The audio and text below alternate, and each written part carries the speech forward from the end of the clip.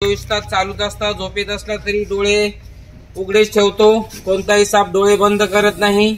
आणि एक अजून सांगू इच्छितो, बघा साप 3 ते 4 महिन्यातून आपली कातीन काढत असतो। तर मित्रांनो बघा, वणी मार्केट खूप मोठा असं कांदा टमाटी भाजीपाला मार्केट आहे। इथून मला कॉल आल्यानंतर बघा दादांनी कॉल केलेला होता। दादा नाव काय आपलं? गणेश ठाकरे, गणेश भाऊ ठाकरे बघा। आणि इथं कोणाचे वक्कल आहे? विलास शेठ उंबरे साहेब पाठीमाग आहेत बघा। साहेबांच्या इथं काम चालू असताना खूप असे मजूर आहेत। तर इथं एक साप दिसलेला आहे। तर दादांनी दिसता क्षणी मला कॉल केलेला आहे। तर बघा इथं अडचणीचा आणि याचा भाग असल्यामुळे पाठीमाग मोकळा एरिया असल्यामुळे साप येत असतात। आणि बघा आपण लागणारं साहित्य घेऊन आले।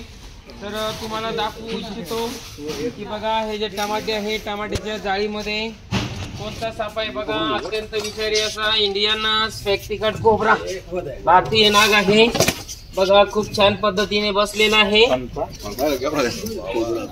बघा। चिडल्यानंतर त्याची अवस्था बघा।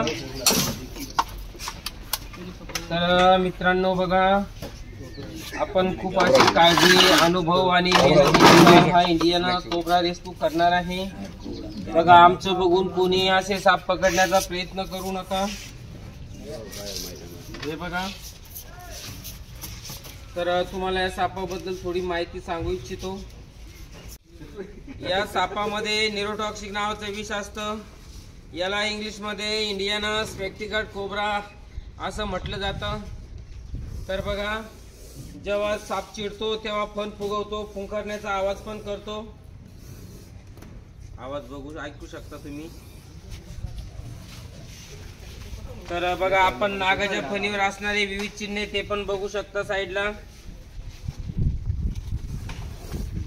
आणि सापाबद्दल जी माहिती असते आपण छोट्या याच्यामध्ये फोटोद्वारे आपल्याला स्क्रीनवर दाखवत आहे बघा। हा जो साप आहे खूप चंचल तरबेज असतो, रागीट असतो। सापाचं आवडीचं खाद्य हे उंदीर असतं। आणि सापाबद्दल एक आपण छोटंसं सांगू इच्छितो का बघा, आपण सापाचे डोळे बघू शकता। कोणताही साप असो कधीही डोळे मिटत नाही। सापाचे डोळे हे 24 तास चालूच असतात। झोपेत असला तरी डोळे उघडेच ठेवतो, कोणताही साप डोळे बंद करत नाही। आणि एक अजून सांगू इच्छितो, बघा साप 3 ते 4 महिन्यातून आपली कातीन काढत असतो।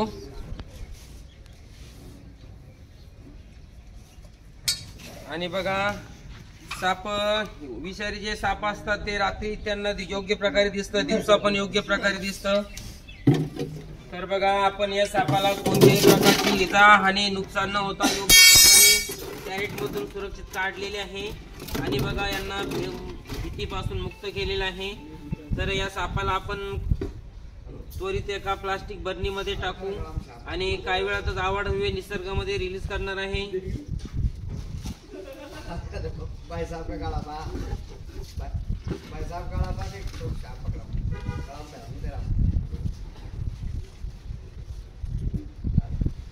साप वाचवा, निसर्ग वाचवा आणि पर्यावरण राखा। मित्रांनो, साप वाचले तर निसर्ग आपोआप वाचेल।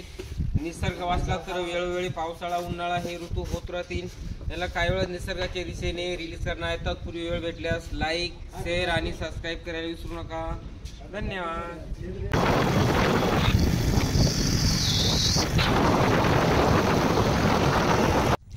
बघा, आपण मार्केटमध्ये कांद्याच्या टमाट्याच्या जाळीमध्ये पकडलेला अत्यंत विषारी भारतीय नाग निसर्गामध्ये रिलीज केलेला आहे।